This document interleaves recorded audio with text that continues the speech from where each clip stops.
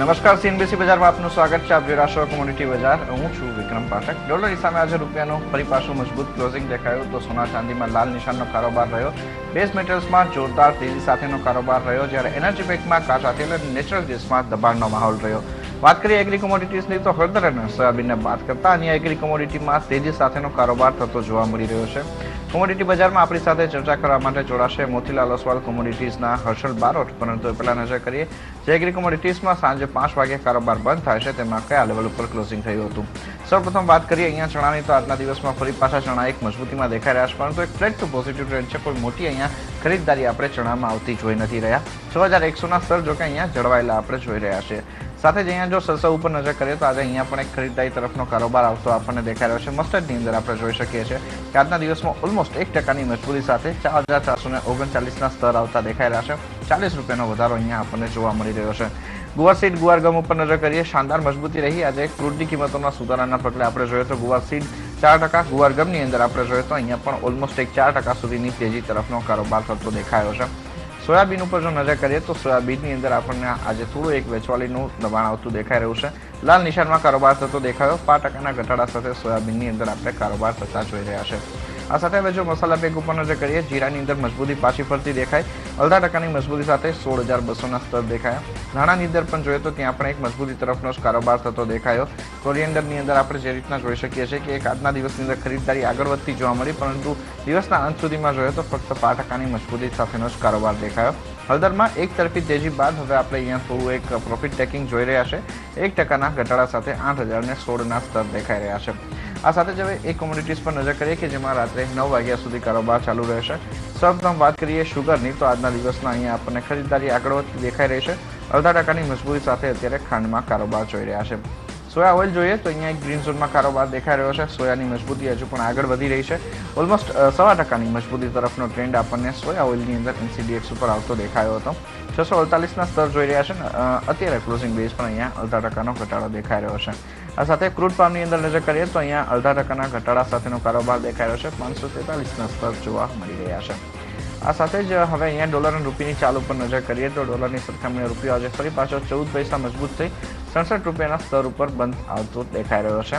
આપણી સાથે અત્યારે જોડાઈ ગયા છે મોતીલાલ ઓસવાલ કોમોડિટીઝના હર્ષલ બારોટ. Harshal, good evening. સૌપ્રથમ તો રૂપિયાની અંદર હવે શું લાગે છે? આપણે અત્યારે જે રીતના 67ના સ્તર આવતા જોઈ રહ્યા છે, 6680 અને 6690નું સ્તર એવું છે કે જ્યાંથી કદાચ રૂપિયો ફરી પાછી એક વીકનેસ બતાવે તેવી ધારણા બની રહી છે. ટેકનિકલી વાત કરીએ તો આપનો મત શું બને છે? રૂપિયો અહીંથી હવે વીક થાય તેવી ધારણા ખરી? ટેકનિકલી જેમ તમે કહ્યું કે એવી પોસિબિલિટી છે કે અહીંયાથી હજી થોડોક રૂપિયો સ્ટ્રેન્થન થાય, બટ ઓવરઓલ હજી બી પિક્ચર બહુ લાર્જ લોંગર ટર્મમાં થોડુંક હજી નેક્સ્ટ વીકમાં ક્લિયર થશે. કેમ કે એક તો આજે જેનેટ યેલેનની જે સ્પીચ છે એમાં આપણને થોડી હિન્ટ મળશે કે યુએસ રેટ હાઇક જૂનમાં કરશે કે જુલાઈમાં કરશે. અને બીજું છે કે નેક્સ્ટ વીકમાં પાછું નોન ફાર્મ પેરોલ ડેટા બી છે, તો જે ડોલરની જે અત્યારે રિસેન્ટ રેલી છે એને પાછું સપોર્ટ કરી શકે છે. પણ અગર ઇમિડિયેટ એકદમ ટર્મની વાત કરું તો મને લાગે છે સ્પોટના લેવલ જે છે 67.15ની આસપાસ પાછું ડોલરને આપણે સેલ કરીને ચાલી શકીએ છીએ. ટાર્ગેટ અરાઉન્ડ 6690 6680નો ટાર્ગેટ બને છે અને સ્ટોપ લોસ 6730નો રાખીને શોર્ટ ટર્મમાં હજી બી ડોલર વીકનેસ પર પ્લે કરી શકાય છે. ઓકે, અહીંયા માટેનો ટ્રેન્ડ હજુ પણ અહીંયા એક નરમાશનો દેખાઈ રહ્યો છે. અત્યારે હજુ રૂપિયાને વેચીને ચાલી શકાય. 67.15ના સ્તરે વેચો. 66 રૂપિયા 90 રૂપિયાનો એક ટાર્ગેટ બને છે. 66 રૂપિયા અને 90 પૈસાનો સ્ટોપ લોસ અહીંયા 67 રૂપિયા અને 30 પૈસાનો રાખવાની સલાહ બની રહી છે. સાથે જ નેક્સ્ટ વીક આપણે ફંડામેન્ટલી જોઈએ તો મેજર મુવમેન્ટ આવતી દેખાશે આપણને ક્રૂડ ઓપેક અને નોન ઓપેક કન્ટ્રીઝની જે બેઠક મળવાની છે તેને લઈને, અને ફેડની કોમેન્ટ્રી ઉપર પણ બજારની ખાસ નજર રહેશે આ મહિના દરમિયાન. તો આ મહિના માટે થઈને શું લાગી રહ્યું છે? રૂપિયાની રેન્જ શું બનતી દેખાશે? કારણ કે ડોલર ઇન્ડેક્સ જોઈએ તો આપણને કન્ટિન્યુઅસલી એક સ્ટ્રેન્થિંગ મૂવ બતાવી રહ્યો છે. હા, તો મને લાગે છે કે 6880 6650નો જે લેવલ છે એ નીચેમાં મને લાગે છે કે ડોલર હોલ્ડ કરી જશે, અને ઉપરમાં એક પોસિબિલિટી છે કે આપણે 68-6825ના લેવલ્સ જોવાની પોસિબિલિટી છે અગર મોટી રેન્જની વાત કરીએ તો. ઓકે, તો અહીંયા 66 થી 68ની એક મોટી રેન્જ આખી બનતી દેખાઈ રહી છે. કે જેની વચ્ચે રૂપિયાની અંદર આપણે કદાચ ચાલને બિલ્ટઅપ થતા જોઈશું. સાથે હવે સોના અને ચાંદીની જો વાત કરીએ તો પાછલા 9 મહિનામાં સોનામાં સૌથી મોટો સાપ્તાહિક ઘટાડો જોવા મળ્યો છે. સાથે ચીનમાં એપ્રિલ મહિનામાં સોનાના ઇમ્પોર્ટમાં લગભગ 4% ઘટાડો રહ્યો. ઊંચી કિંમતોના કારણે માંગમાં ઘટાડો અને ડોલરમાં રિકવરીના પગલે સોનામાં સતત દબાણ તરફનો માહોલ રહ્યો છે. આંતરરાષ્ટ્રીય બજારમાં સોનું $1220 નીચે આવતું દેખાયું અને જ્યારે સ્થાનિક બજારમાં પણ દબાણ સાથેનો કારોબાર દેખાયો છે. માર્કેટની નજર જેનેટ યેલેનના નિવેદન ઉપર છે અને માનવામાં આવી રહ્યું છે કે અમેરિકામાં વ્યાજ દરને લઈને કોઈ સંકેત મળી શકે તેમ છે. હર્ષદ, શું આઉટલુક બને છે આપનો અત્યારે સોના માટે થઈને જે વૈશ્વિક સ્થિતિ છે, ફંડામેન્ટલ્સ શું જોઈ રહ્યા છો?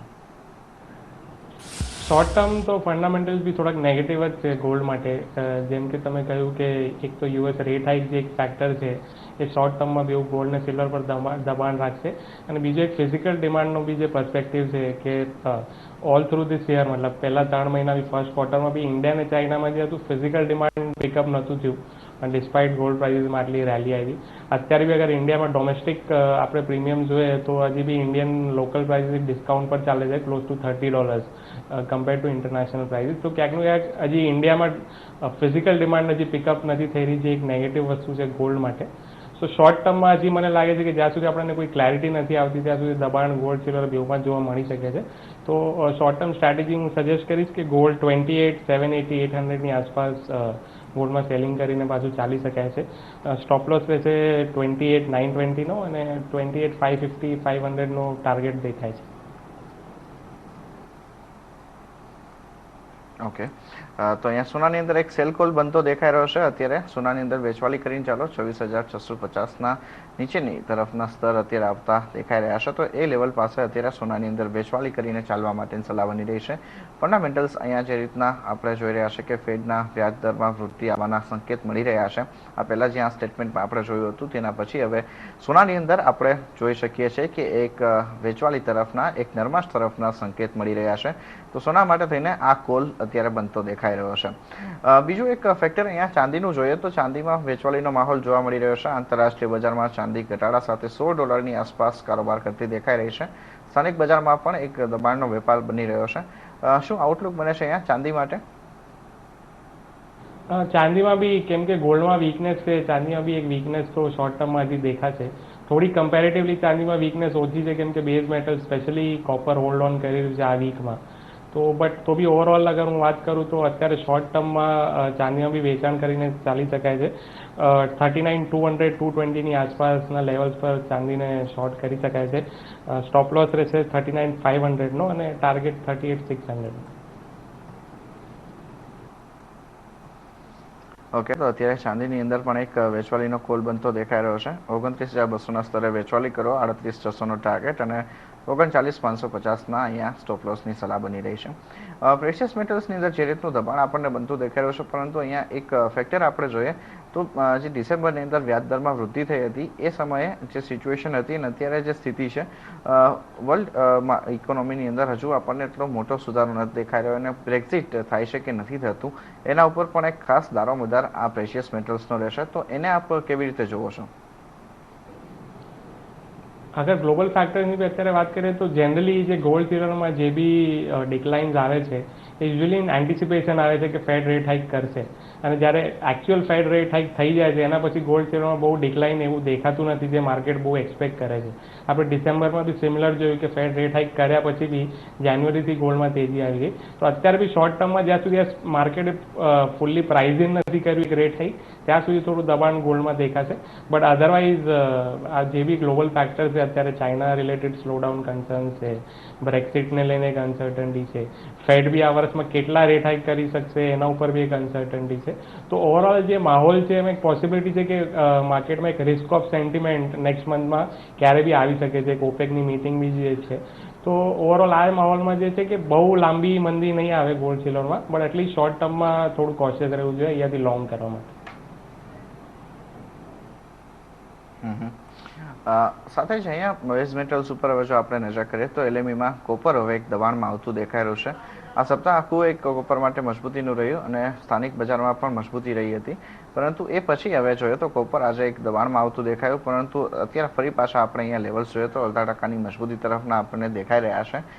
શું લાગે છે 318ની કેપ જે છે એ કોપર ક્રોસ કરતું દેખાશે? શોર્ટ ટર્મમાં તો હજી બી લાગે છે કે 318 કદાચ કોપર ક્રોસ નહીં જ કરી શકે, કેમ કે આ વીકમાં બી અગર આપણે જોઈએ કોપરમાં ભલે તેજી હતી, પણ એનું એક કારણ એ હતું કે શાંઘાઈમાં જે કોપર ઇન્વેન્ટરી છે લાસ્ટ વીક 14% એમાં ડિક્લાઇન આવી છે. તો એક કારણ હતું ને. બીજો યુએસ હાઉસિંગ ડેટા બી બહુ વધારે સારો આવ્યો છે લાસ્ટ 10 દિવસમાં. આપણે જોયું કે હાઉસિંગ સ્ટાર્ટ છે, ન્યૂ હોમ સેલ્સ છે, અને ગઈકાલે જે પેન્ડિંગ હોમ સેલ્સ ડેટા આવ્યા હતા બધા જ એક્સપેક્ટેશન કરતાં બહુ જ સારા આવ્યા હતા. તો શોર્ટ ટર્મમાં એના લીધે કોપરમાં તેજી આવી હતી, બટ ઓવરઓલ હજી બી એવું કંઈક ડિમાન્ડ ફ્રન્ટમાં ગ્રાઉન્ડ લેવલ પર એવી કંઈ બહુ લાંબી તેજી આવે એવું કોપરમાં અત્યારે લાગતું નથી. તો પોસિબલ છે કે 318 321 જે લેવલ્સ છે એ કોપરમાં એક કેપ બનીને રહેશે. ઓકે, તો અહીંયા એક 320ની એક મોટી કેપ બનતી દેખાઈ રહી છે. એ લેવલ પાસે કદાચ અહીંયા થોડું એક દબાણ આવતું દેખાય. સાથે બીજા બેઝ મેટલ્સની અંદર નજર કરીએ તો ઝિંકની અંદર જે રીતની આપણને મજબૂતી દેખાઈ રહી છે, કેટલી સસ્ટેનેબલ જોવો છો? ઝિંક ઇનફેક્ટ હું ઘણા ટાઈમથી આ કહી રહ્યો છું કે ઝિંક સૌથી બેસ્ટ છે ફંડામેન્ટલી બેઝ મેટલ્સમાં, કેમ કે ઝિંકમાં એકચ્યુઅલી માર્કેટમાં ડેફિસિટ છે આ વર્ષમાં. તો એ હિસાબે અગર આખા બેઝ મેટલ્સ પેકમાં જોઈએ તો ઝિંક ક્યાંકનું ક્યાંક સૌથી વધારે સપોર્ટેડ રહેશે, કેમ કે એમાં સપ્લાય સાઇડ ફેક્ટર્સ એવા છે. તો ઓવરઓલ મને લાગે છે કે હજી બી ઝિંકમાં શોર્ટ ટર્મમાં બી 127 લેવલની આસપાસ ઝિંકમાં બાઇંગ કરીને ચાલી શકાય છે. ટાર્ગેટ મને લાગે છે 129.50 અને ઉપરમાં એકવાર 132 આવવાની બી એક્સપેક્ટેશન છે. સ્ટોપ લોસ 125.50નો અત્યારે રાખી શકાય છે. ઓકે, તો અહીંયા એક ઝિંકની અંદર એક વેચવાલીનો કોલ બનતો, ખરીદદારીનો કોલ બનતો દેખાઈ રહ્યો છે. 127ના સ્તર ઉપર ખરીદી કરો. ટાર્ગેટ 129 રૂપિયા 50 પૈસા. સ્ટોપ લોસ અહીંયા 125 રૂપિયા 50 પૈસાનો બની રહ્યો છે. બીજું એક ફેક્ટર આપણે અહીંયા ખાસ જોઈએ તો આપણને એલ્યુમિનિયમ માટે દેખાઈ રહ્યું છે. સોનું સ્તર અહીંયા એક મહત્વનો સપોર્ટ બન્યો છે. આપણે જોઈએ તો જ્યાં દબાણ દેખાયું હતું તેમ છતાં પણ આપણે એ પછી એલ્યુમિનિયમને આ સ્તરેથી એક મજબૂતી તરફ જ જોયું છે. આજના દિવસમાં પણ એક મજબૂતી તરફનો જ કારોબાર દેખાઈ રહ્યો છે. શું લાગે છે, 102ના સ્ટોપ લોસ સાથે કોઈ પોઝિશન લઈ શકાય તેમ છે? એલ્યુમિનિયમમાં બી પોસિબિલિટી છે કે 107 108ના લેવલ્સ આવી શકે છે. તો જેમ કે તમે મેન્શન કર્યું કે 102 અને 100નો જે સાયકોલોજીકલ લેવલ છે બહુ જ ક્રુશિયલ છે એલ્યુમિનિયમ માટે. અને આપણે જોયું છે કે છેલ્લા ઘણા દિવસોમાં એલ્યુમિનિયમ બી કમ્પેરેટિવલી બહુ રેઝિલિયન્ટ છે અગર કોપર, નિકલને લેડથી કમ્પેર કરીએ તો એલ્યુમિનિયમમાં બી અગર કોઈને બાઇંગ કરવી હોય તો 102ના સ્ટોપ લોસથી બાઇંગ કરી શકે. ઓકે, અહીંયા 102ના સ્ટોપ લોસ સાથે એલ્યુમિનિયમમાં પણ એક બાય કોલ બનતો દેખાઈ રહ્યો છે. સાથે જ લેડ નિકલ ની અંદર આઉટલુક શું બની રહ્યો છે? અહીંયા અત્યારે શું ટ્રેડ લેવો છે? અહીંયા નિકલમાં અગર જોઈએ તો બહુ એક બ્રોડ કોન્સોલિડેશન રેન્જમાં છે. તો નિકલમાં બી હજી બી મને એવું કંઈ લાગતું નથી કે અપસાઇડ કોઈ રિવર્સલ મેજર આવે. પોસિબલ છે કે એકવાર આપણને 590 લેવલ્સ ઉપરમાં દેખાય, બટ નીચેમાં મને લાગે છે કે હજી બી એક ડિક્લાઇન 540 લેવલ્સની આસપાસની પોસિબિલિટી છે શોર્ટ ટર્મમાં. ઓકે, અહીંયા એક આ પ્રકારનો વ્યૂ અત્યારે આપણે બેઝ મેટલ્સ ઉપર બનતો જોઈ રહ્યા છે. સાથે જ હવે અહીંયા સમય થયો છે એક બ્રેકનો. બ્રેક બાદ વાત કરીશું એનર્જી પેક અને એગ્રી કોમોડિટીઝ પર.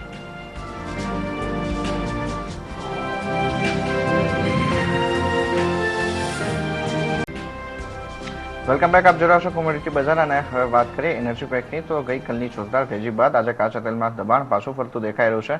આંતરરાષ્ટ્રીય બજારમાં ક્રૂડના ભાવ $50 નીચે વેપાર કરતા દેખાઈ રહ્યા છે. ખાસું સ્પેક્યુલેટિવ મૂવ આપણે જોઈએ તો હવે અહીંયા ક્રૂડ માટે આપણને બનતું દેખાઈ રહ્યું છે. અહીંયા હર્ષલ, આઉટલુક શું બને છે? ક્રૂડ અત્યારે કઈ રેન્જમાં આપ જોવો છો?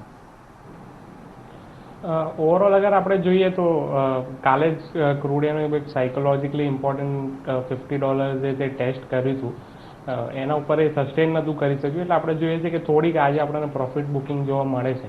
બટ ઓવરઓલ અત્યારે અગર આપણે ક્રૂડમાં ઓવરઓલ ફંડામેન્ટલ્સ જોઈએ તો હજી બી સપ્લાય આઉટેજીસ જે છે એ કન્ટિન્યુડ છે. તો માર્કેટમાં એક ફેક્ટર છે કે નીચેમાં પ્રાઇસને સપોર્ટ કરતું જ રહેશે. બીજું છે કે યુએસ પ્રોડક્શન લાસ્ટ 11 કોન્ઝિક્યુટિવ વીક્સથી પડતું આવ્યું છે. તો અત્યારે 0.76 million barrel per day US oil production છે. બીજું એક ફેક્ટર છે જે ક્રૂડ ઓઇલને સપોર્ટ કરશે. બીજું, નેક્સ્ટ વીકથી ઓફિશિયલી યુએસની ડ્રાઇવિંગ સિઝન ચાલુ થાય છે, જેમાં ગેસોલિનની ડિમાન્ડ સિઝનલી બહુ પિકઅપ થાય છે યુએસમાં. તો આ બધા ફેક્ટર્સના રહેતા ક્રૂડમાં અહીંયાથી બહુ મેજર ડિક્લાઇન અત્યારે શોર્ટ ટર્મમાં તો નથી દેખાતું. તો પોસિબલ છે કે એક બ્રીફ કરેક્શન પછી આપણે પાછી એક રેલીને રિઝ્યુમ કરતા જોઈએ. તો અત્યારે શોર્ટ ટર્મ માટે હું રેકમેન્ડ કરીશ કે 3270ની આસપાસ જે છે MCX ક્રૂડ ઓઇલ બાય કરી શકાય છે. 3220નો સ્ટોપ લોસ રહેશે અને ટાર્ગેટ 3390નો લાગે છે. ઓકે, તો અહીંયા અત્યારે એક ક્રૂડમાં બાય કોલ ઇનિશિયેટ કરો 3270ના સ્તરે, ટાર્ગેટ 3390નો અને સ્ટોપ લોસ અહીંયા 3220 રાખવાની સલાહ બની રહી છે. આગામી સપ્તાહે મોટી ઇવેન્ટ જે છે તે ઓપેક અને નોન ઓપેક કન્ટ્રીઝના દેશોની એક પ્રોડક્શનના મુદ્દે મિટિંગ મળવાની છે અને એમાં આપણે જોઈશું કે આ વખતે રશિયા પ્રથમ વખત પાર્ટિસિપેટ કરવા જઈ રહ્યું છે. આને જોતા શું લાગે છે, સેન્ટિમેન્ટ શું બનતા દેખાય છે?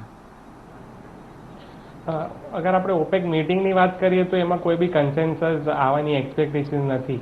આપણે જોઈએ છે કે ઓપેકમાં સ્પેશિયલી સાઉદી અને ઈરાન વચ્ચે જે ટિપ્સ છે એના લીધે એવું પોસિબિલિટી તો નથી કે એ લોકો કોઈ બી એગ્રીમેન્ટ પર પહોંચી શકે. આપણે જોયું કે એ લોકોનો જે ડોહા રાઉન્ડ હતો એમાં બી એ લોકો કોઈ ડીલ પર નહોતા રીચ કરી શકે. અને બીજું કે રિસેન્ટ ડેઝમાં સાઉદીએ જે છે એશિયામાં પોતાનો સપ્લાય વધારી દીધો છે. ઈરાનનું બી જે એક્સપોર્ટ જે છે પ્રી સેન્કશન લેવલના એકદમ નજદીક આવી ગયું છે. તો ક્યાંક ને ક્યાંક ઓપેકના અંદર જ માર્કેટ શેરની એક ફાઇટ છે જે પોટેન્શિયલી ક્રૂડ માટે નેગેટિવ છે. તો મને લાગતું નથી કે આ મીટિંગમાંથી કોઈ બહુ મોટો આઉટકમ આવે. ખાલી સેન્ટિમેન્ટ વાઇઝ અગર આ લોકોનું કોઈ ડીલ રીચ ના થાય તો આપણને થોડી નેગેટિવિટી ક્રૂડમાં આવતી દેખાઈ શકે છે. સાથે જ નેચરલ ગેસ માટે જો આઉટલુક બિલ્ટઅપ કરવો હોય તો શું લાગી રહ્યો છે? અહીંયા અત્યારે બાય કોલ ઇનિશિયેટ કરવો જોઈએ? નેચરલ ગેસમાં બ્રોડલી એક બહુ જ નાની ટ્રેડિંગ રેન્જમાં જ ચાલી રહ્યું છે ઘણા ટાઈમથી. તો એનું નીચેમાં જે 134-135નો લેવલ છે નેચરલ ગેસમાં, એ જ્યારે બી એની આસપાસ આવે તો એક એમાં બાઇંગ આવે છે.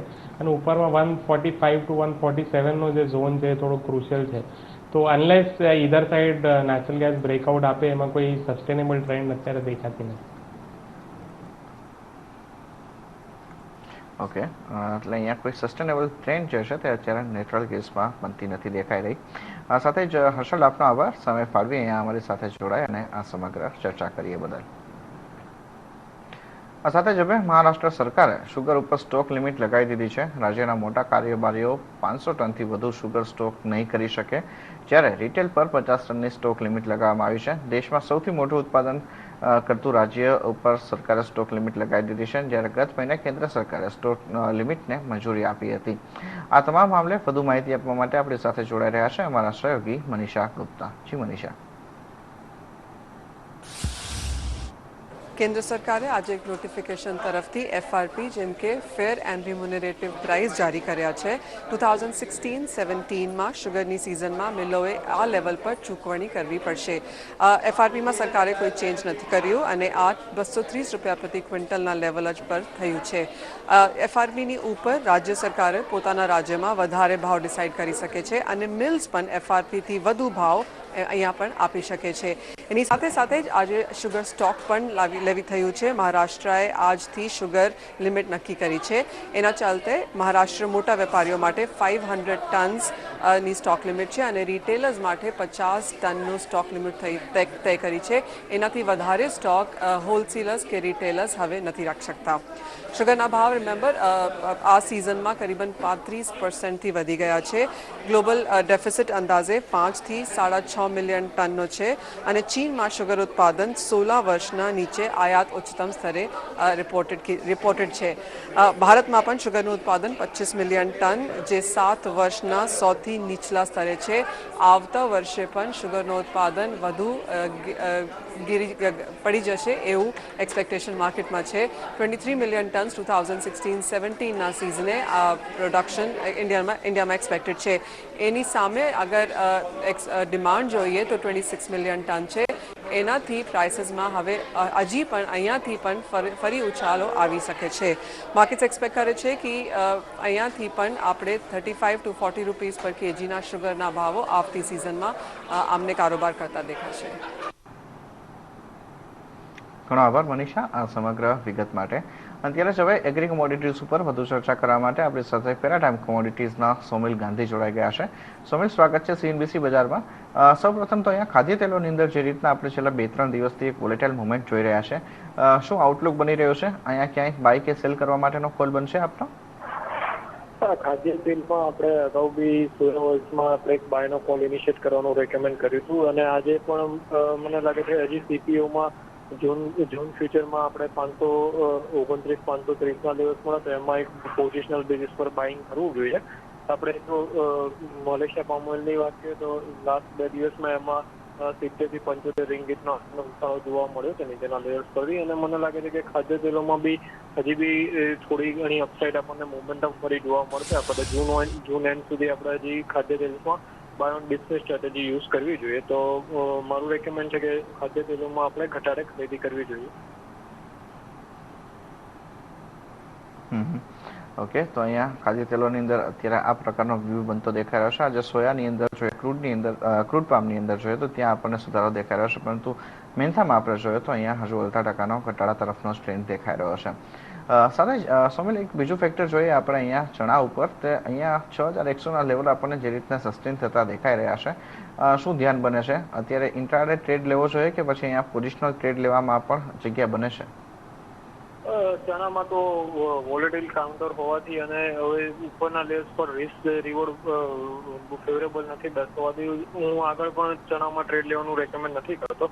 પણ આમાં એવું છે કે ભાવ એકદમ સડનલી ફોલ હમણાં નજીકના ગાળામાં થાય એવું લાગતું નથી, કારણ કે હાજર બજારમાં એક માંગ અને ઉઠાવ સારા એવા છે અને બીજી કે ફિઝિકલ ટ્રેડર્સોનું એવું કહેવું છે કે ભાઈ આવક જોઈએ પ્રમાણમાં નથી આવતી અને ઉઠાવ પણ સારો એવો છે. તો એના હિસાબે બજારો ઉપરના લેવલ પર સસ્ટેન થશે, પણ આમાં અત્યારે બાઇંગ કરવું બહુ ફેવરેબલ મને લાગતું નથી. એટલે આપણે અત્યારે ખાલી એમાં વેટ એન્ડ વોચની સ્ટ્રેટેજી યુઝ કરવી જોઈએ. આપણે જ્યારે માર્કેટમાં એક સ્ટોપ થઈ જાય ત્યારે પછી આપણે એમાં સેલ સાઇડમાં એન્ટર થવું જોઈએ. ત્યાં સુધી અત્યારે રાહ જોવી જોઈએ. ઓકે, સાથે જ સુમિલ, આપનો ઘણો આભાર સમય ફાળવી અહીંયા અમારી સાથે જોડાય અને આ સમગ્ર વિગતો આપીએ બદલ. તો સાથે જ અત્યારે હવે કોમોડિટી બજારના અપડેટ્સમાં બસ આટલું જ. આગળ વધુ અપડેટ્સ માટે આપ જોતા રહો CNBC બજાર. નમસ્કાર.